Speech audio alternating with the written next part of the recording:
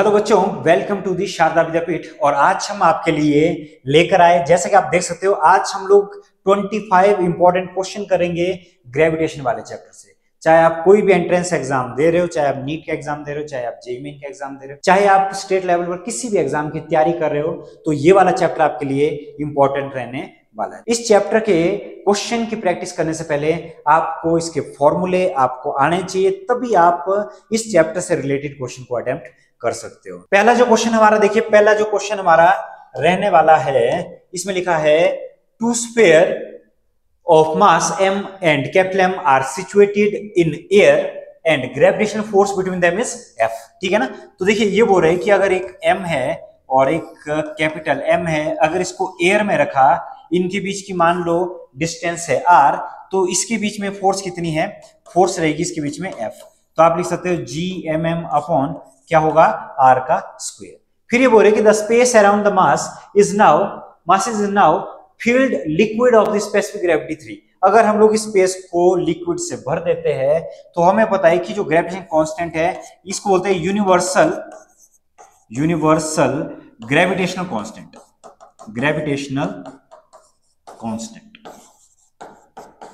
तो जो universal gravitation constant है, ये क्या होता है? इंडिपेंडेंट ऑफ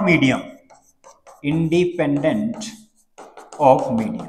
तो मीडियम का इसके ऊपर कोई फर्क नहीं पड़ता, चाहे आप पानी से भरो, चाहे आप किसी चीज से आप फिल कर दो, तो इस पे कोई फर्क नहीं पड़ेगा। ठीक है ना। इसके बीच का जो मीडियम है, जब ये मीडियम इंडिपेंडेंट है, तो जो फोर्स रहेगी, अगेन इसकी जो फोर्स रहेगी डज नॉट चेंज, जो फोर्स F ही रहेगी, डज नॉट चेंज। तो हमारा जो आंसर रहेगा, आंसर क्या रहेगा? Option D is right answer. तो if we talk about second question, तो सेकंड क्वेश्चन क्या बोल रहा है? Satellite of a time period 24 hours is orbiting the earth at a height 6 R above the earth surface. फिर बोल रहे हैं कि आर है रेडियस ऑफ अर्थ, और अगर बात करें what will be the time period of another satellite at height 2.5 R from the surface of earth. तो ये केपलर का जो थर्ड लॉ है, केपलर का थर्ड लॉ क्या बोलता था कि टाइम का जो स्क्वायर है वो क्या होता है? रेडियस के क्यूब के इक्वल। ठीक है ना। तो यहां पर देखिए गिवन क्या है हमारे पास गिवन है जी, गिवन है T1 कितना है? T1 ले रहा है 24 आर। और अगर मैं बात करूं T2 तो हमें फाइंड आउट करना है। और R1 की बात करें तो ये 6 आर है अर्थ के सरफेस से, तो अर्थ से सरफेस से नीचे की तरफ ये बना 6 आर प्लस आर, ये बन गया आपका 7 आर। और अगर R2 की बात करूं, R2 है जी 2.5 आर प्लस आर, तो ये कितना बन जाएगा? ये बन जाएगा 3.5 आर। अब क्या होगा इसमें T2 T1, तो इसकी जगह देखिए ये फॉर्मूला क्या बनता है, ये फॉर्मूला आपने याद रखना। तो फॉर्मूला आपका इस तरह से बनेगा, T2 is equal to T1 और R2 upon R1। Raise to power क्या होती है? 3/2। अब देखिए T2 फाइंड आउट करना है, तो T1 क्या था? 24, और R2 कितना था? R2 था हमारा 3.5 टाइम्स ऑफ R, और ये कितना था? 7 इंटू R, और यहाँ पर था 3/2। नाउ T2 किसके इक्वल आएगा? T2 आएगा 24, और इसका बन गया जी आपका R से R कैंसल, 1/2 की पावर कितनी होगी? 3/2। अब इसमें देखिए जब हम इसे सॉल्व करेंगे तो सॉल्व करके क्या आएगा? T2 इज इक्वल टू 24, तो 24 1/2 रेज़ पावर 3/2 को हम लोग लिख सकते हैं, क्या लिख सकते हैं? 1/2, और 1/2 की पावर क्या होगी? 1/2। तो ये बनेगा T2 इज इक्वल टू 12, और ये इसका बनेगा अपॉन √2। अब जब हम इसका क्या करेंगे? रैशनलाइज करेंगे, तो रैशनलाइज करके देखिए √2 और उसके बाद √2, 12 √2, और उसके बाद आएगा 2, और इसका जो आंसर बनेगा, इसका आंसर क्या बनेगा? 6√2r। तो 6√2r हमारा क्या रहेगा? ये रहेगा हमारा ऑप्शन बी रहेगा जी हमारा राइट आंसर। तो आपको बस ये फॉर्मूला याद होना चाहिए, T2 is equal to T1 R2 upon R1 raise to power 3/2। तो अगर इस तरह के कोई भी क्वेश्चन आपको देखने को मिले तो आप डायरेक्ट ये वाला फॉर्मूला यूज कर सकते हैं। थर्ड क्वेश्चन देखिए, थर्ड क्वेश्चन बोल रहा है if the distance between two spherical body is increased 4 times. अगर हम लोग डिस्टेंस को इंक्रीज कर लेते हैं 4 times, how many times the mass of one body is to be changed to maintain the gravitational force. अब देखिए ये बोल रहे हैं कि मान लीजिए ये आपके पास है m1 और ये वाला है m2 और इसके बीच की जो डिस्टेंस है, इसके बीच की डिस्टेंस है कितनी r, इसके बीच की जो डिस्टेंस है, इसके बीच की डिस्टेंस आई r। तो अगर मैं ग्रेविटेशन फोर्स के बारे में बात करूं तो देखिए क्या आएगा, ये आएगा Gm1 m2 अपॉन r का स्क्वायर।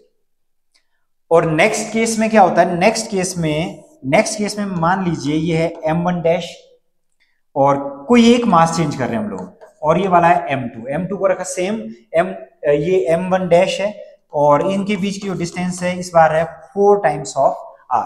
अब क्या होगा इसमें, अब इसमें ये होगा f dash is equal to g m1 dash और यहां पे क्या आएगा m2 और r की जगह देखिए, r की जगह आएगा 4r का स्क्वायर। अगर मैं इसको सॉल्व कर लेता हूं तो देखिए सॉल्व करके क्या आएगा, g m1 डैश और m2 अपॉन 16r का स्क्वायर। अब ये क्या होगा, इसकी जगह पर देखिए दोनों फोर्स क्या होनी चाहिए, इक्वल होनी चाहिए, सेम होने के लिए तो हम लोग क्या लिखेंगे, F is equal to F dash. तो ये देखिए क्या बनेगा, G m1 m2 upon r का स्क्वायर इज इक्वल टू किसके, G m1 dash m2 upon 16r का स्क्वायर। और ये देखिए यहां पर कौन कौन कैंसिल होगा, G से G कैंसिल होगा, r स्क्वायर से r स्क्वायर आपका कैंसिल होगा, m2 से m2 कैंसिल हो जाएगा और m1 डैश की अगर मैं बात करूं तो ये बन गया 16 टाइम्स ऑफ m1 और ये बन जाएगा m1 डैश। तो m1 डैश, तो हम लोग ये बोल सकते हैं कि कोई भी एक मास कितना होगा, वो 16 टाइम्स, तो 16 टाइम्स ऑप्शन ए क्या रहेगा हमारा राइट आंसर। और इसकी जगह हम m2 डैश भी लेते तो वो भी कितना 16 टाइम्स हमारे को क्या करना पड़ता, उसको इंक्रीज करना पड़ता, किससे, इनिशियल मास से, तब जाकर हम लोग बोल सकते हैं कि हम लोग मेंटेन कर सकते हैं same type of forces. Next question देखिए, नेक्स्ट क्वेश्चन क्या बोल रहा है कि नेक्स्ट क्वेश्चन में two particle A and B having masses m and 4m are kept at a distance 2.73 apart. Another small particle of mass small m is to be placed so that net gravitation force on it 0. ये equilibrium वाला case है। ये बोल रहे हैं कि मान लीजिए कि आपके पास A है और A का मास है m और जो B है और B का मास कितना है 4m। अब इसमें क्या होगा कि A और B का जो मास आपका 4m है, इसके बीच में क्या करना है कि एक चार्ज को प्लेस करना है और उसका जो मास है उसका मास रहेगा स्मॉल m, उसका मास क्या रहेगा स्मॉल m और इसका जो मास रहेगा स्मॉल m। तो मान लीजिए अगर ये पूरा का पूरा डिस्टेंस था पूरा डिस्टेंस है 2.73, अगर ये पूरा डिस्टेंस है 2.73 तो क्या होगा कि इसके बीच में अगर मैं इसको x लिख लूं तो ये कितना होगा 2.73 माइनस x, तो ये वाली डिस्टेंस बन जाएगी 2.73 माइनस x। अब देखिए इसके बीच की फोर्स और इसके बीच की फोर्स क्या होनी चाहिए, इक्वल होनी चाहिए बोथ। तो हम लोग ये लिख सकते हैं कि F1 इज इक्वल टू किसके इक्वल होनी चाहिए, FA और FB वाली फोर्स क्या होनी चाहिए, इक्वल होनी चाहिए, जो A इस पे लगा रहा है। तो ये बनेगा फॉर्मूला GMM अपॉन किसके इक्वल होगा, ये होगा जी आपका x स्क्वायर और दूसरा वाला होगा G, ये इस बार है 4m into m upon 2.73 minus x का स्क्वायर। अब क्या होगा,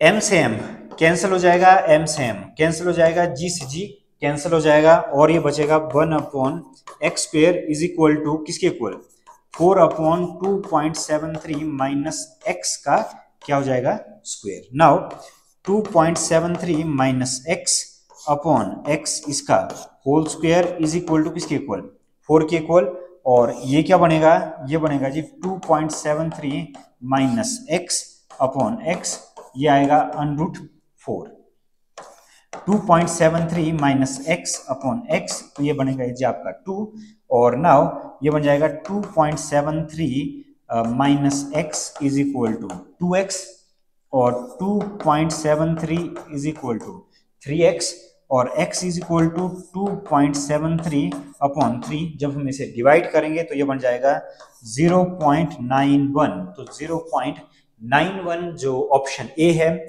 ऑप्शन ए क्या रहेगा हमारा, ऑप्शन ए रहेगा जी हमारा राइट आंसर। तो बात कर लेते हैं क्वेश्चन नंबर 5 की। तो देखिए 5th क्वेश्चन में क्या बोल रहा है कि force between two object is equal to equal masses इज m. If 25% of one object is transferred to the other object, then find the new forces. सबसे पहले क्या बोल रहा है, सबसे पहले बोल रहा है कि मान लो ये m है, ये m है, और इसके बीच की डिस्टेंस आपके पास अगर r है, तो इसकी जो फोर्स होगी, फोर्स का फॉर्मूला क्या होगा, फोर्स का फॉर्मूला होगा जी एम, सेम मास है तो जी एम का स्क्वायर अपॉन अपॉन में क्या होगा r का स्क्वायर। अगेन अब क्या कर रहे हैं, अब ये कर रहे हैं कि इसमें से अगर ये बोल रहे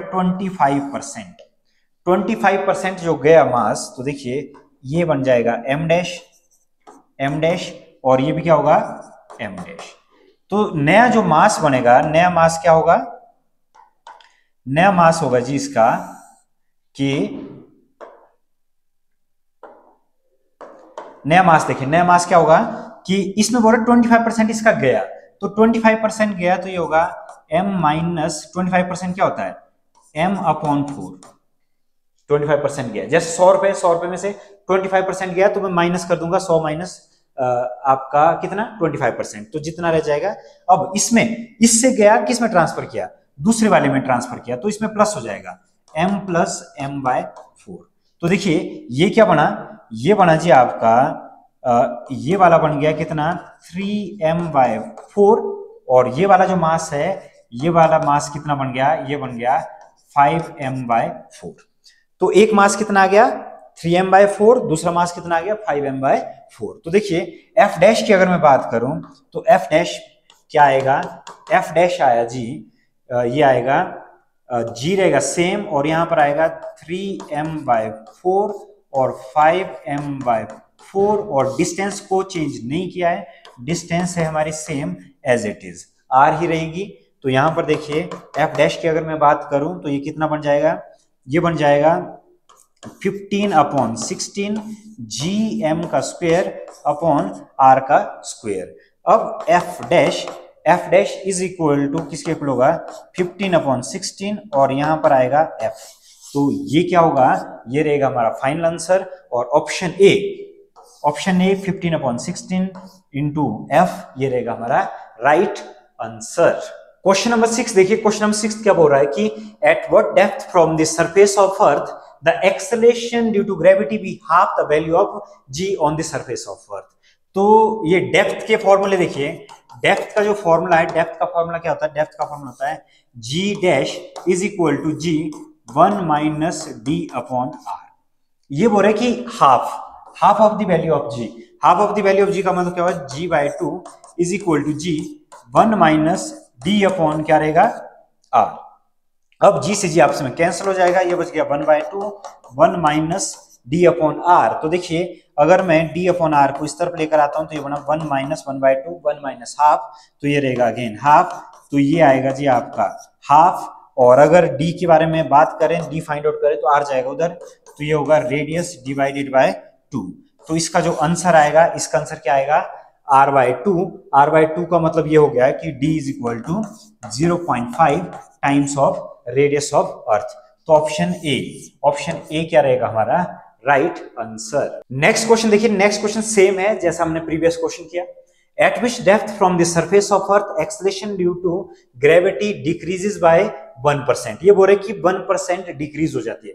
तो जी डेप्थ में, डेप्थ की बात करें तो डेप्थ के लिए फिर से देखिए फॉर्मूला क्या होता है, डेप्थ के लिए फॉर्मूला होता है जीडी का फॉर्मूला, और यहाँ पे जी डैश लिखो चाहे जीडी लिखो, और यहाँ पे क्या आएगा 1 माइनस डी अपॉन आर। ये बोल रहे कि डिक्रीज हो रहा है 1%, जैसे कोई 1% डिक्रीज हो रहा है, 100 रुपए थे 1% डिक्रीज हो तो 99 रह गया, तो डिक्रीज कितना होगा 1%, तो कितना आएगा वो 99% ऑफ जी इतना रहेगा अपॉन क्या जाएगा 100 इज इक्वल टू जी, और यहाँ पे आएगा 1 माइनस डी अपॉन आर। तो देखिए जी से जी कैंसल्ड आउट, और यहाँ पर बनेगा 99/100 is equal to 1 minus D upon R. ये आ जाएगा इधर, तो ये बनेगा डी अपॉन आर 1 माइनस 99/100, फिर D upon R is equal to किसके इक्वल होगा 100 माइनस 99 अपॉन 100। अब ये क्या बनेगा, इसकी जगह ये आएगा d upon r is equal to 1 upon 100, 1 upon 100। तो d is equal to r की वैल्यू हमें पता होनी चाहिए कितनी होती है, radius of earth. Radius of earth होता है जी 6400 किलोमीटर। अब 6400 किलोमीटर डिवाइडेड बाय क्या आएगा 100, तो इससे ये जब डिवाइड हो जाएगा तो ये क्या बनेगा 64 किलोमीटर। तो 64 किलोमीटर क्या रहेगा, 64 किलोमीटर रहेगा जी हमारा राइट आंसर। तो जब हम लोग 64 किलोमीटर पे जाएंगे तो 1% क्या हो जाएगी, जी की वैल्यू डिक्रीज हो जाएगी। नेक्स्ट क्वेश्चन देखिए, एट व्हाट हाइट। अब हाइट के बारे में बात करेंगे, पहले हमने डेप्थ के बारे में बात किया, अब बात करेंगे हाइट के बारे में। At what height above the Earth's surface the acceleration due to gravity will be 1/9 of its value at the Earth। ये बोल रहे हैं कि हाइट की तरफ जाते वक्त ग्रेविटेशन की जो वैल्यू g/9 कब होगी। तो इसके लिए सबसे पहले तो देखिए जितने भी हमारे आंसर है, आंसर में देखिए कौन सा फॉर्मूला, 320 किलोमीटर के ऊपर वाला फॉर्मूला उठाना है। तो 320 किलोमीटर के ऊपर वाला फॉर्मूला होता है g dash is equal to g upon 1 plus h upon r का स्क्वायर, क्योंकि 1/9 वाला केस जो होगा वो क्या होगा 320 किलोमीटर के ऊपर होगा। तो देखिए अब क्या होगा, इसकी जगह g की वैल्यू कितनी आनी चाहिए, 1/9 of the value of earth at surface. इसका मतलब ये हुआ कि g upon 9 is equal to g और यहाँ पे 1 प्लस h अपॉन r का क्या होगा, r का होगा जी स्क्वायर। इससे कैंसिल कर लेते हैं, g से g कैंसिल हो जाएगा, क्या बचा 1/9, 1/1 प्लस h अपॉन r का क्या होगा स्क्वायर। ये चला जाएगा इधर तो ये बनेगा 1 प्लस h अपॉन r का स्क्वायर इज इक्वल टू किसके इक्वल, 9 के इक्वल। नाउ ये जब स्क्वायर पहली साइड जाएगा तो ये क्या बनेगा 1 plus h upon r is equal to क्या बनेगा √9। √9 के बाद देखिए ये क्या बन जाएगा 1 plus h upon r is equal to √9, ये होता है 3 के equal, and h upon r is equal to 3 minus 1, h upon r is equal to 2, और h इज इक्वल टू किसके इक्वल होगा 2 टाइम्स ऑफ r। h की जो value आएगी वो क्या आएगी 2 इंटू 6400, और h हमारा जो आंसर आएगा वो कितना आएगा 12800 किलोमीटर। तो देखिए यहां पर हमारा ऑप्शन बी क्या रहेगा, ऑप्शन बी रहेगा जी राइट आंसर। तो यहां पर देखिए इस क्वेश्चन में क्या बोल रहा है, इस क्वेश्चन बोल रहा है कि रेशियो ऑफ देयर रेडियस। तो ग्रेविटी का जो फॉर्मूला होता है, तो ग्रेविटी का फॉर्मूला देखिए, ग्रेविटी का फॉर्मूले की अगर हम लोग बात करें तो क्या होता है gm अपॉन r का स्क्वायर। और अगर मैं मास के बारे में, डेंसिटी के बारे में बात करूं तो डेंसिटी सेम है, तो डेंसिटी का फॉर्मूला क्या होता है मास अपॉन वॉल्यूम, और वॉल्यूम आएगा 4/3 पाई r क्यूब। और यहां से जब हम लोग m फाइंड आउट करेंगे रो 4/3 पाई r क्यूब। अब g की वैल्यू को मास की जगह पुट कर लेते हैं तो क्या आएगा g इज इक्वल टू किसके इक्वल, g की जगह आएगा g और इस जगह रो 4/3 पाई r क्यूब डिवाइडेड बाय यहां पर आएगा r का स्क्वायर। अब क्या होगा g का जो फॉर्मूला है, देखिए फॉर्मूला बन रहा है पहले r स्क्वायर से ये कट जाएगा तो ये बना g रो 4/3 आएगा एज इट इज, और ये आएगा जी आपका पाई के बाद क्या आएगा r। सिंपल सी बात है, यहाँ पे g r की अगर हम लोग बात करें तो देखो ये क्या बोल रहा है same density and same acceleration due to gravity. तो r का फॉर्मूला क्या बनेगा, r का फॉर्मूला बनेगा 3g अपॉन 4 एंड g रो, ये बन रहा है इसका फॉर्मूला। तो देखिए रेशियो की पाई भी यहां पर आएगा, तो देखिए पाई भी यहां पर आ रहा है।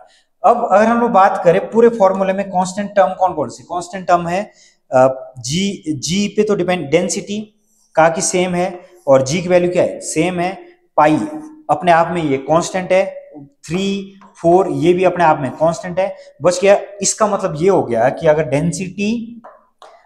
डेंसिटी और एक्सेलरेशन ड्यू टू ग्रेविटी अगर सेम है तो जो रेडियस है, रेडियस क्या होगी इनवर्सली प्रोपोर्शनल होगी जी के। तो आप ये याद रख सकते हो।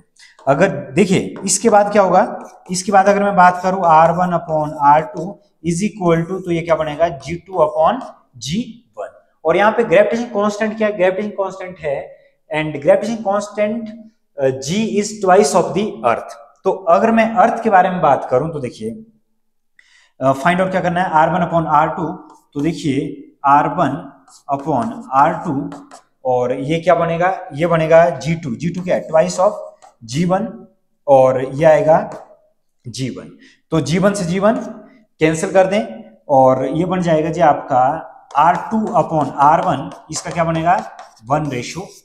तो 1:2 क्या रहेगा, 1:2 रहेगा हमारा राइट आंसर। ये कौन सा केस है, ये तब है जब आपकी डेंसिटी और एक्सेलरेशन ड्यू टू ग्रेविटी ये क्या रहती है जी, ये रहती है जब सेम। नेक्स्ट क्वेश्चन देखिए, नेक्स्ट क्वेश्चन में क्या बोल रहे हैं कि the height eight which the weight of the body becomes 1/16 its weight on this earth. Next question देखिए, नेक्स्ट क्वेश्चन में क्या बोल रहा है कि the height eight which the weight of the body becomes 1/16 its weight on the surface of earth. तो देखिए आपको एक फॉर्मूला पता होना चाहिए, वेट वाला formula, W dash is equal to W/1 + H/R का होल स्क्वायर। तो ये बोल रहा है W डैश है उस हाइट पे वेट और W क्या है, वेट ऑन अर्थ। तो ये कितना होना चाहिए, ये बोल रहे हैं ये होना चाहिए W/16। तो ये आएगा W और यहां पर आएगा 1 + H/R का क्या होगा, स्क्वायर।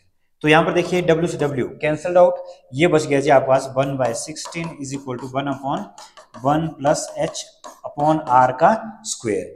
जब क्रॉस मल्टीप्लाई कर देंगे तो देखिए क्या आएगा, 1 + H/R का स्क्वायर किसके इक्वल होगा, ये होगा जी आपका 16 के equal. Now 1 + H/R is equal to ये बन जाएगा √16।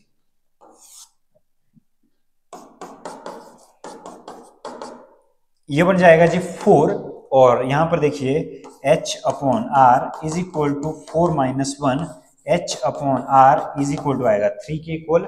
और नाउ H की जो वैल्यू आएगी, H की वैल्यू क्या आएगी, H की वैल्यू आएगी 3 times of R। 3 times of R का मतलब क्या हुआ कि ये होगा 3 times of radius of earth.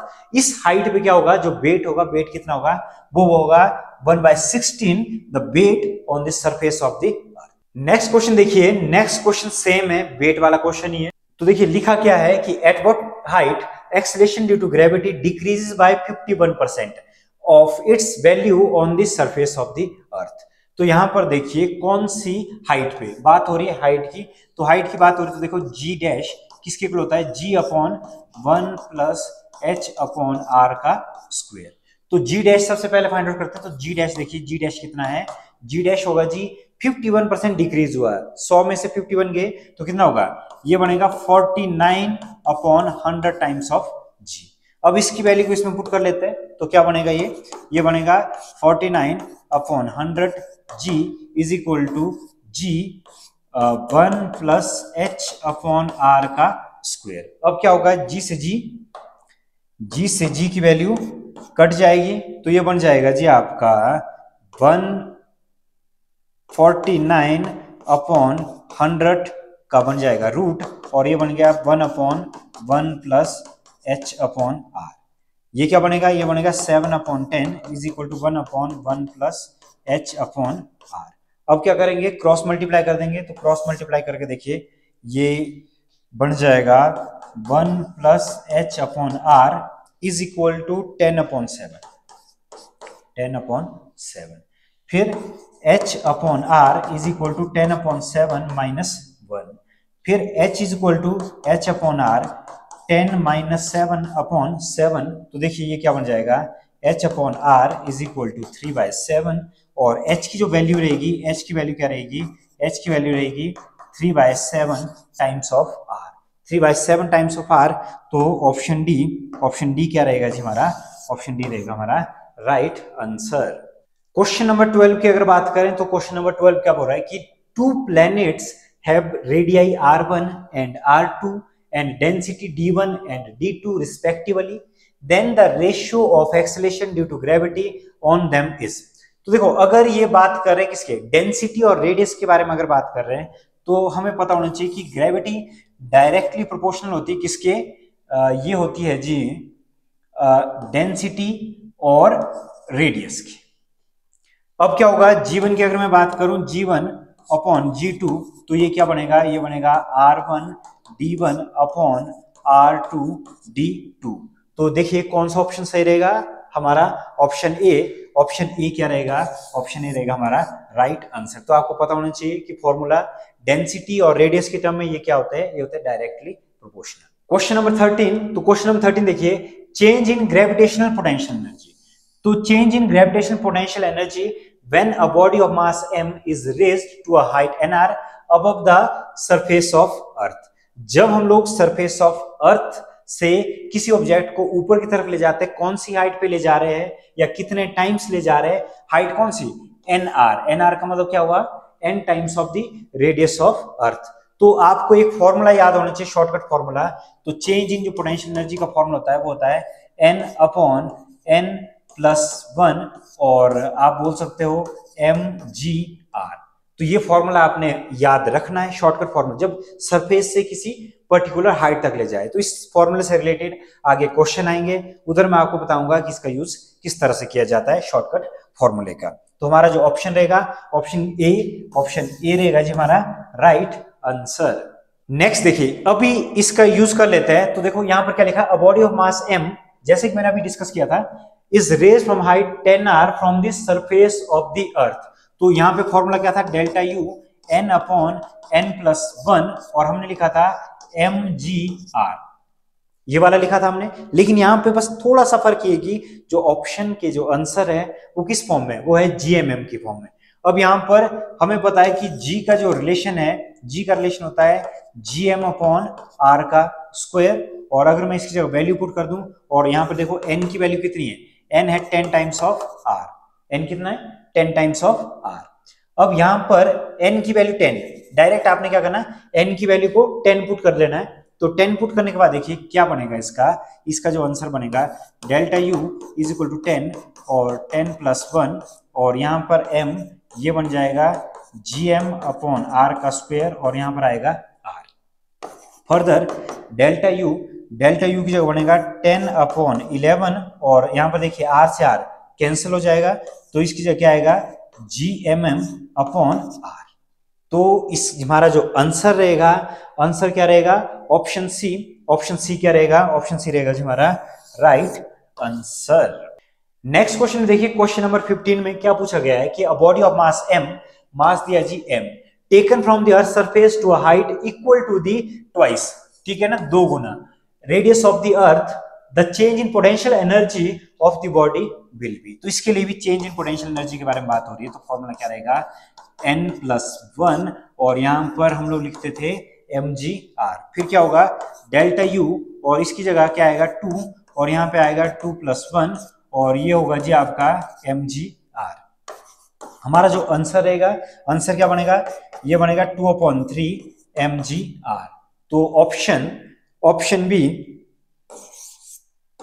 B is right answer. तो ये शॉर्टकट फॉर्मूला आप कब यूज करना है, जब किसी ऑब्जेक्ट को अर्थ सरफेस से किसी पर्टिकुलर हाइट की तरफ हम लोग ले जाए और पूछा क्या जाए, चेंज इन पोटेंशियल एनर्जी, तब आप इस शॉर्टकट फॉर्मूले का यूज कर सकते हैं। तो ये कई बार ये वाला क्वेश्चन एंट्रेंस एग्जाम में आ चुका है। क्वेश्चन नंबर 16, तो क्वेश्चन नंबर 16 देखिए, यहाँ पे फिर से लिखा है कि energy required to move a satellite, ठीक है ना, energy required to move a satellite, लेकिन अर्थ सरफेस से नहीं बोल रहे इस बार, कहां से बोल रहे हैं, ये बोल रहे हैं 2r से 3r जाना है।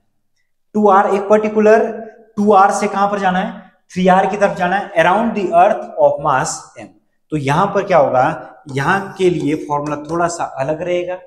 अगर होता है अर्थ सरफेस से किसी पर्टिकुलर हाइट के लिए, तब लगेगा सिंपल शॉर्टकट फॉर्मूला। यहां पर भी एक शॉर्टकट फॉर्मूला है, तो ये वाला फॉर्मूला आपने याद रखना है। ये फॉर्मूला होगा gmm, पोटेंशियल एनर्जी का फॉर्मूला है, और यहां पर क्या रहेगा 1/RA माइनस 1/RB।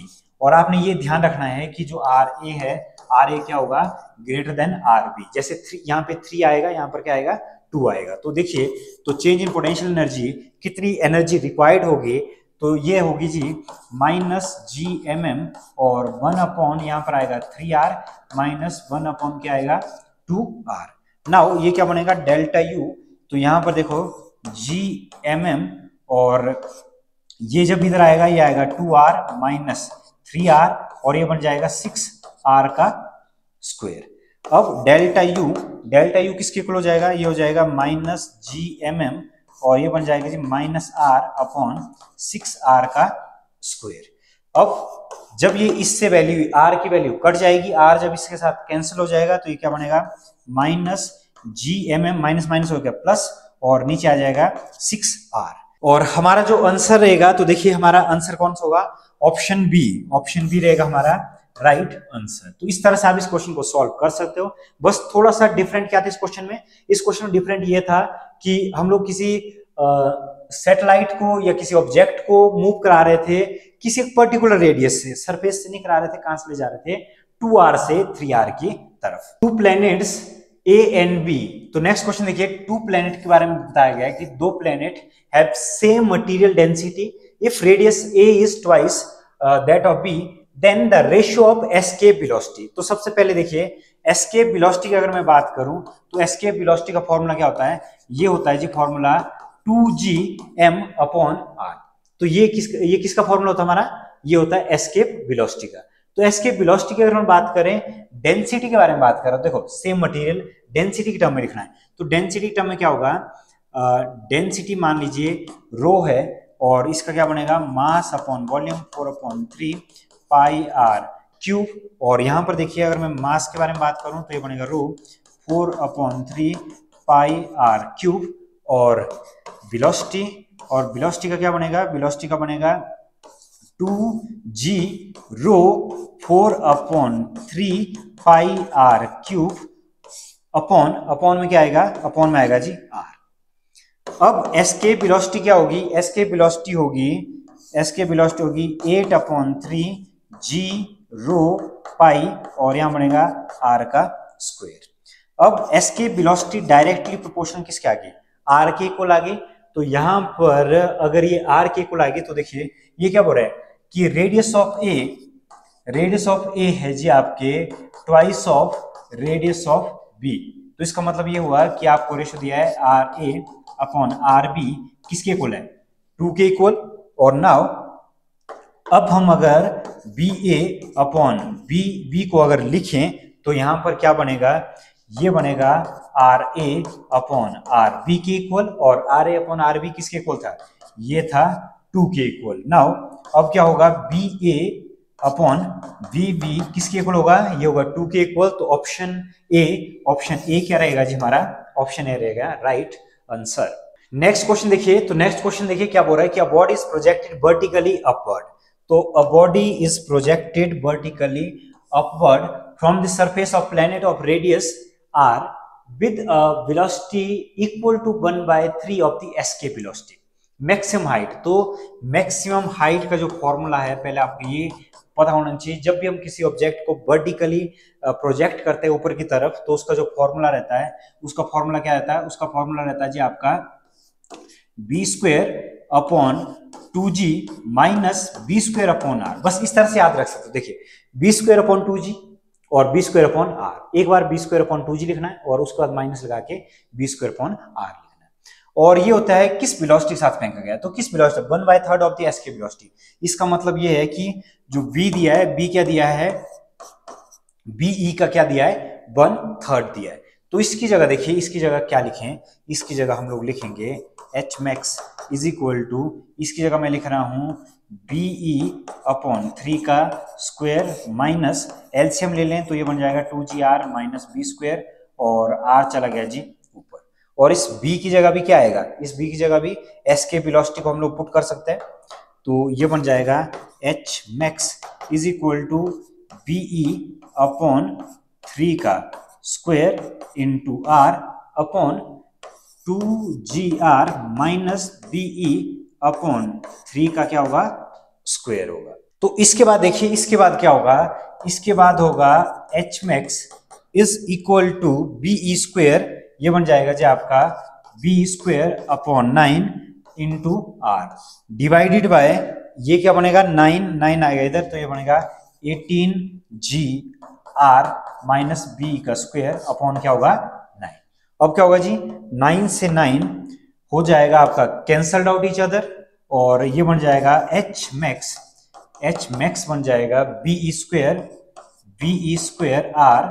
अपॉन में क्या आएगा, ये आएगा 18gr माइनस BE²। अब हमें पता है कि BE किसके इक्वल होता है, अंडरूट 2gr अर्थ सरफेस के ऊपर, और b का जो स्क्वायर होगा वो किसके इक्वल होगा, ये होगा 2gr के इक्वल।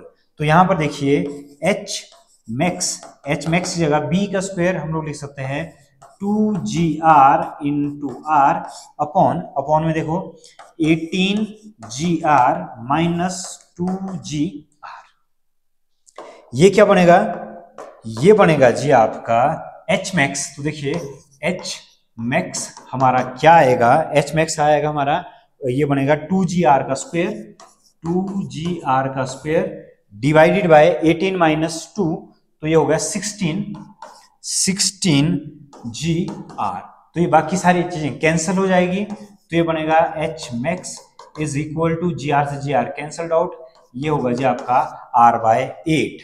तो r/8 क्या रहेगा हमारा राइट आंसर। तो आपको ये पता होना चाहिए, जब भी हम लोग किसी ऑब्जेक्ट को वर्टिकली प्रोजेक्ट करें, तो वर्टिकली जब प्रोजेक्ट करते हैं तो ये वाला फॉर्मूला आपको हमेशा याद होना चाहिए, तो तब आप इजीली इस तरह के क्वेश्चन को सॉल्व कर सकते।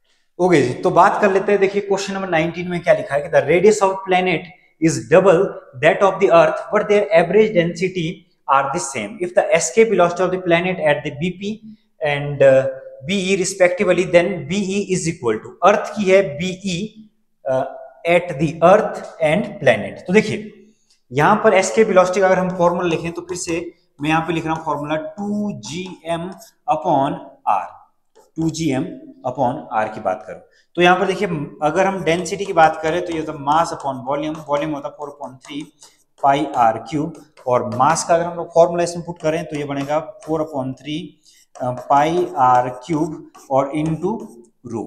अब जब हम इसकी वैल्यू को इसमें पुट कर देंगे तो ये एस्केप वेलोसिटी क्या बन जाएगी, ये बनेगी 2 और g 4/3 पाई r क्यूब, और यहां पे आएगा रो डिवाइडेड बाय क्या आएगा r।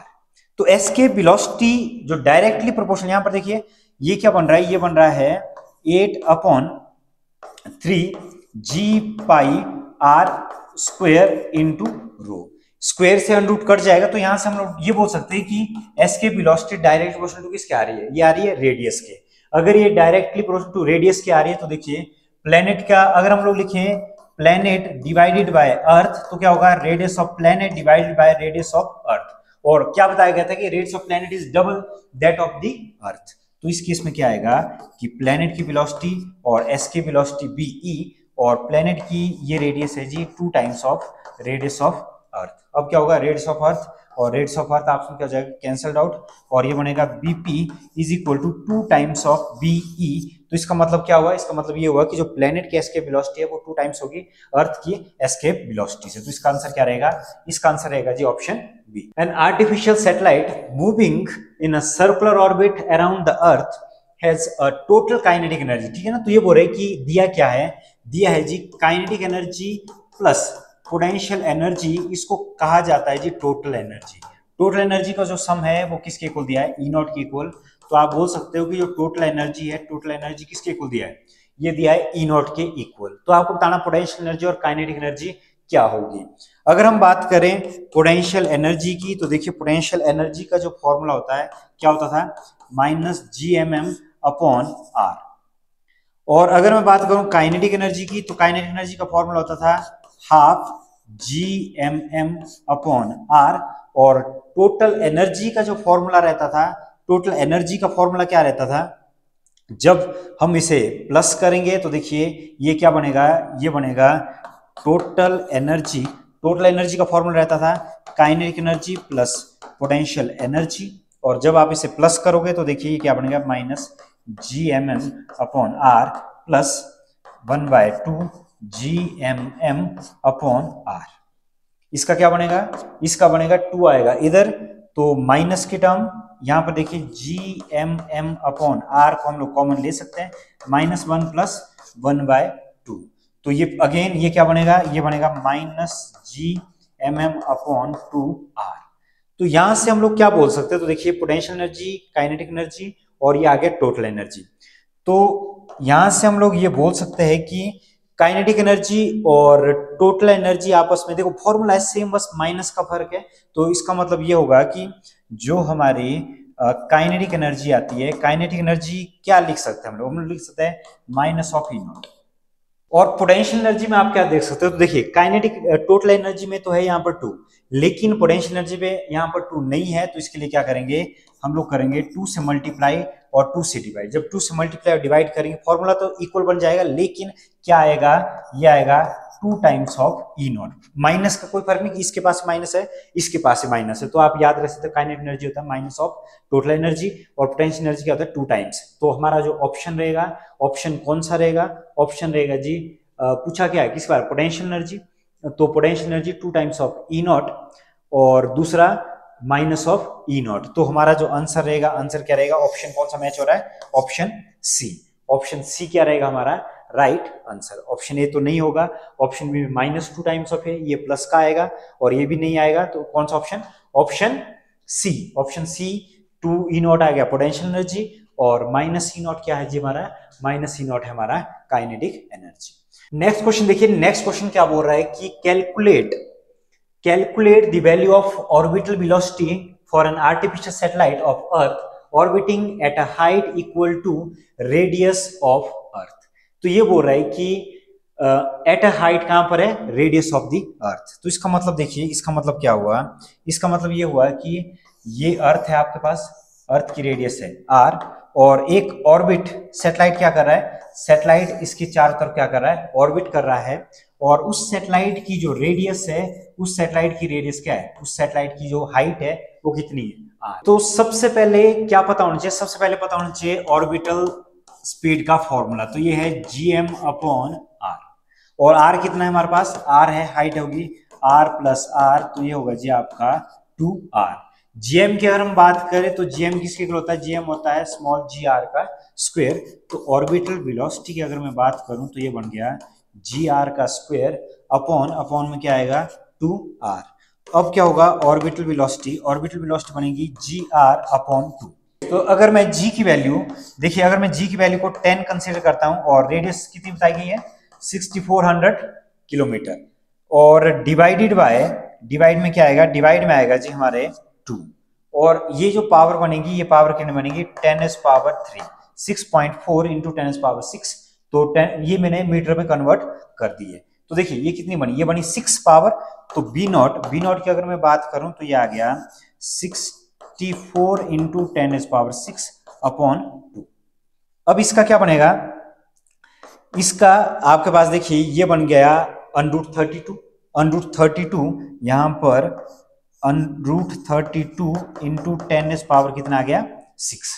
अब √32 को क्या लिखेंगे, √32 को हम लोग लिख सकते हैं 4√2 इंटू 10⁻⁻ बन जाएगा ये 3 जब √ से बाहर आ जाएगा। तो देखिए 4√2 को किस तरह सॉल्व करेंगे, 4√2 को सॉल्व करेंगे 4 इंटू 1.41 और ये इंटू 10⁻3 को ऐसे ही रहने दे देते हैं। तो देखिए ये बने 4, ये बने 16, फिर 1 और ये बन गया 5.64 और 10⁻3 इसको मैं किलोमीटर में बदल रहा हूं और पर सेकंड में लिख रहा हूं। तो हमारा जो आंसर रहेगा, हमारा आंसर क्या रहेगा, ऑप्शन ए रहेगा जी हमारा राइट आंसर। आपने यहां पर थोड़ी सी कैलकुलेशन है तो आप इसको इजीली कर सकते हो, क्योंकि √32 को लिखा जा सकता है किस फॉर्म में 4√2, क्यों, क्योंकि हमें √2 की वैल्यू पता है। और उसके बाद 10⁻6 को क्या √ के बाद ये क्या बनेगा, ये बन जाएगा 10⁻3। तो देखिए हमारा जो ऑप्शन ए क्या है हमारा राइट आंसर। नेक्स्ट क्वेश्चन देखिए, क्वेश्चन नंबर 22। तो क्वेश्चन नंबर 22 में लिखा है कि eight a height h from the earth surface the total energy दिया है किसके इक्वल, टोटल एनर्जी ये बोल रहा है टोटल एनर्जी ऑफ सैटेलाइट किसके इक्वल है, potential energy of body at a mass of height 3r from the surface of earth. तो यहां पर देखिए क्या बोल रहा है ये कि टोटल एनर्जी की अगर मैं बात करूं तो टोटल एनर्जी का फॉर्मूला होता है -gmm upon 2 times of small r और यहाँ पे स्मॉल r किसके इक्वल है, स्मॉल r है जी आपका r plus h earth surface से किसी हाइट पे। तो टोटल एनर्जी का फॉर्मूला क्या बन गया, टोटल एनर्जी का फॉर्मूला बनेगा -gmm upon 2 into r plus h, ये बन गया टोटल एनर्जी का फॉर्मूला। फिर इसके बाद देखिए इसको मैं इक्वेशन 1 लिख लेता हूं, फिर नेक्स्ट पोटेंशियल एनर्जी तो पता ही आपको फॉर्मूला क्या होता है, -gm। इसमें 2r नहीं आता, इसमें सिंपल क्या आता है, कौन सी हाइट पे है, height from the surface of earth. तो सरफेस ऑफ अर्थ है, इसमें भी स्मॉल r की जगह क्या आएगा, 3r+1, 3r है सरफेस से ऊपर, तो ये बन जाएगा 4r के इक्वल। तो अकॉर्डिंग टू क्वेश्चन क्या बोल रहा है, क्वेश्चन बोल रहा है कि टोटल एनर्जी किसके इक्वल, टोटल एनर्जी है पोटेंशियल एनर्जी के इक्वल। और अब क्या होगा, अब हम इसे कंपेयर कर सकते हैं। तो देखिए इक्वेशन 1 और इक्वेशन 2 को कंपेयर करके क्या बनेगा, ये बनेगा जी -gmm upon 2 into r+h is equal to -gmm upon में क्या आएगा, अपॉन में आएगा 4 टाइम्स ऑफ r। अब कैंसल आउट कर लेते हैं। कैंसिल करने के बाद देखिए mm आपस में कैंसिल हो जाएगा, g के साथ g कैंसिल हो जाएगा, माइनस साथ माइनस कैंसिल हो गया, और we are left with only 2 terms r+h और 1/4r। अब इसको मल्टीप्लाई कर लेते हैं। तो मल्टीप्लाई करके देखिए क्या बनेगा, ये बनेगा 4r is equal to 2 into r+h। ये बनेगा जी 4r is equal to 2r+2h, और माइनस जब करेंगे तो माइनस करके आएगा 4r minus 2r is equal to 2h, और यहां पर देखिए ये बन गया 2r is equal to 2 times of h, और 2 से 2 कैंसिल हो जाएगा, तो h हाइट किसके इक्वल आ गई, हाइट आएगी रेडियस ऑफ अर्थ के इक्वल। तो इट मींस जो ऑप्शन ए जो हमारा रहेगा, ऑप्शन ए क्या रहेगा, ऑप्शन ए रहेगा जी हमारा राइट आंसर।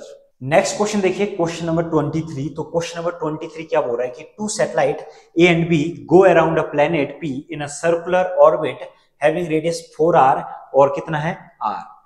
तो speed, if the speed of satellite A is 3b and speed of satellite B कितना होगा, ठीक है ना। तो A जो सैटेलाइट है, तो देखिए ये है हमारी अर्थ, और अर्थ के चारों तरफ अगर एक सैटेलाइट, ये वाला सैटेलाइट मान लीजिए, और दूसरा सैटेलाइट ये वाला सैटेलाइट, और पहले ये वाला सैटेलाइट 4r पे रिवॉल्व कर रहा है, और ये वाला सैटेलाइट रिवॉल्व कर रहा है r वाले डिस्टेंस पे।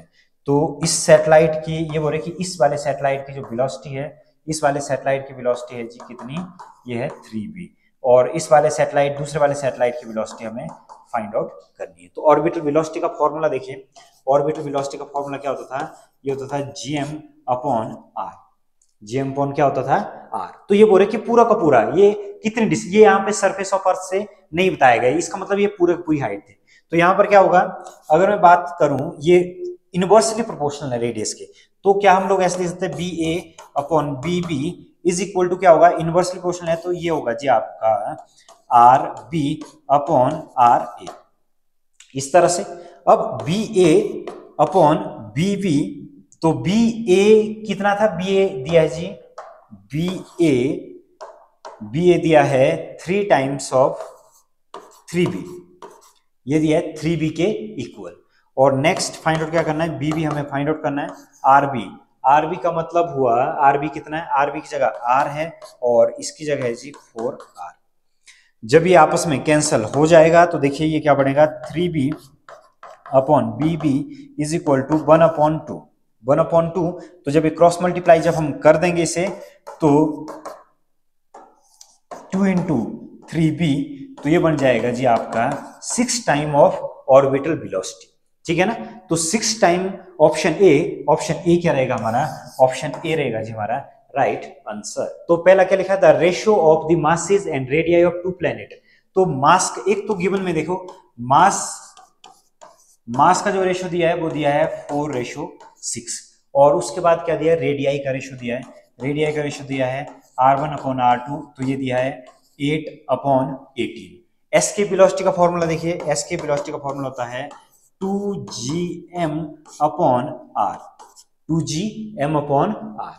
अब यहां पर क्या होगा कि अगर हम लोग बात करें v1/v2 की, अगर हम लोग बात करें 2gm तो सेम रहेगा, इसमें कोई फर्क नहीं पड़ेगा। रेशियो ऑफ द मास का यूज करना पड़ेगा और रेडियस का, बाकी 2g कांस्टेंट टर्म है। क्या हम इसे इस तरह से लिख सकते हैं, इस तरह से हम लोग लिख सकते हैं m1/r1, और v2 नीचे है तो इसका क्या बनेगा, इसका बनेगा जी R2 अपॉन में क्या आएगा, अपॉन में आएगा यहां पर m2। अब देखिए अब क्या बनेगा b1 अपॉन b2, और इसकी जगह पर हम लोग लिख सकते हैं m1 अपॉन m2 के बारे में बात हो रही है, और किसके बारे में बात हो रही है, r2 अपॉन r1 के बारे में बात हो रही है। अब इसमें होगा क्या, तो देखिए इसमें होगा ये b1 upon b2 is equal to under root में देखिए m1 अपॉन m2 किसके इक्वल था, 4/6 के इक्वल, 4/6 के इक्वल। लेकिन r1 अपॉन r2 के बारे में बात नहीं हो रही है, r2 अपॉन r1 के बारे में बात हो रही है। तो देखिए ये कितना होगा 18/8। b1 upon b2 is equal to, तो यहाँ पर जब ये डिवाइड होगा तो ये बन जाएगा 2/3, और ये बन जाएगा 9/4। 3 से 3 कैंसल हो जाएगा, तो यहाँ पर देखिए ये क्या बनेगा, ये बनेगा b1 अपॉन b2, 2 से इसको कैंसिल कर दीजिए, √3/2, और √3/2 ये जो वेलोसिटी का जो रेशियो आएगा √3 रेशियो √2। तो ऑप्शन ए क्या रहेगा हमारा, ऑप्शन ए रहेगा जी हमारा राइट आंसर। नेक्स्ट क्वेश्चन देखिए, लास्ट क्वेश्चन देखिए क्या बोल रहा है कि लास्ट क्वेश्चन बोल रहा है with what velocity must a body be thrown from earth surface so that it may reach the maximum height of 4 times of re above the earth surface. तो देखिए मैक्सिमम हाइट का formula आपको सबसे पहले पता होना चाहिए। तो मैक्सिमम हाइट क्या होगी, मैक्सिमम हाइट का फॉर्मूला होता है b² - b²/r। जब हम इसे इसका एलसीएम करेंगे तो देखिए क्या बनेगा b²r/2gr - b²। इसके बाद देखिए इसके बाद क्या होगा, जब हम लोग h की जगह वैल्यू पुट कर देंगे किसकी, हाइट की, तो ये आएगा 4 टाइम्स ऑफ रेडियस, ये बन गया re, और यहां पर ये बन जाएगा जी 2gre - b²। तो re से re कैंसिल हो जाएगा, क्या बचेगा 4 = b²/2gre - b²। अब क्या करेंगे, क्रॉस मल्टीप्लाई कर लेते हैं। तो क्रॉस मल्टीप्लाई करके देखिए क्या आएगा, बी नहीं, यहां पर इसकी जगह है 4 इंटू ये बन जाएगा 2gre - b² is equal to b²। ये क्या बनेगा जी, ये बनेगा 8gre - 4 times of b² is equal to b²। Now ये बन जाएगा 8gre इज इक्वल टू, जब ये परली साइड जाएगा तो ये बन गया 5 टाइम्स ऑफ b²। तो यहाँ पर देखिए 5 टाइम्स ऑफ b², तो ये क्या बना 2, इसको लिखा जा सकता है 4 इंटू 2gre, और इसका जब हम लोग स्क्वायर करेंगे तो देखिए यहां पर ये बन जाएगा b² इज इक्वल टू 1/5, और ये बन जाएगा अनरूट के अंदर 4 इंटू 2gr, जब स्क्वायर पर साइड जाएगा। अब क्या होगा, ये इसका बन जाएगा √5, और v की वैल्यू आएगी 1/√5 इंटू 4 का, देखिए 4 तो बाहर आ जाएगा, ये बन जाएगा 2, और आगे आ गया 2gr। अब क्या होगा 2gr तो हमें पता है वैल्यू, तो ये बनेगा 2/√5 इंटू 11.2, क्योंकि 2gr की वैल्यू कितनी होती है 11.2। अब आप इसे मल्टीप्लाई कर सकते हो। तो देखिए b की जो वैल्यू आएगी हमारी, b की वैल्यू क्या आएगी, b की वैल्यू आएगी 422.4/√5। √5 साथ रैशनलाइज जब आप करेंगे तो रैशनलाइज करके देखिए कितना आएगा, ये बनेगा 22.4 इंटू √5 अपॉन, यहाँ पर क्या आएगा, यहाँ पर क्या आएगा, यहाँ पर आएगा 5 को जब मैं इसके साथ डिवाइड कर दूं तो देखिए डिवाइड करके अगेन क्या आ रहा है, अगेन ये आएगा 4, फिर ये बच गया जी आपका कैरी 2, फिर ये आएगा 4.4 इंटू √5। तो √5 जो वैल्यू आपको पता होनी चाहिए, √5 किसके इक्वल आएगा, ये अप्रोक्सीमेट आ जाएगा किसके इक्वल, 2.13 के इक्वल। तो 2.13 के इक्वल अगर ये आ रहा है तो देखिए 2.13 को अगर मैं किसके साथ मल्टीप्लाई करूं, 4.4 के साथ अगर मैं मल्टीप्लाई करूं तो मेरा कितना आंसर आता है 12, और ये आ गया जी आपका 4 5, और ये आ गया 8, फिर ये आएगा 2, ये आएगा 5, ये आएगा 8, तो ये आ गया 2, ये आ गया 7, ये आ गया 13, और ये आ गया आपका 9। तो डेसिमल लगेगा 9.372 के करीब, लेकिन जिसकी जो एग्जैक्ट वैल्यू है, अप्रोक्सीमेट वैल्यू, वो कितनी आएगी 10 किलोमीटर पर सेकंड। तो 10 किलोमीटर पर सेकंड से आपको किसी ऑब्जेक्ट को, किसी बॉडी को थ्रो करना पड़ेगा vertically, so that it attains a height of 4 times the radius of earth. तो आई होप कि आपको समझ आ गया होगा कि ग्रेविटेशन के क्वेश्चन को करने से पहले आपको फॉर्मूले याद होने चाहिए, फिर जाकर आप किसी भी तरह का क्वेश्चन अटेम्प्ट इजीली कर सकते हो। तो आज की वीडियो में बस इतना ही, फिर मुलाकात होगी एक नए सेशन और नई वीडियो के साथ। तब तक के लिए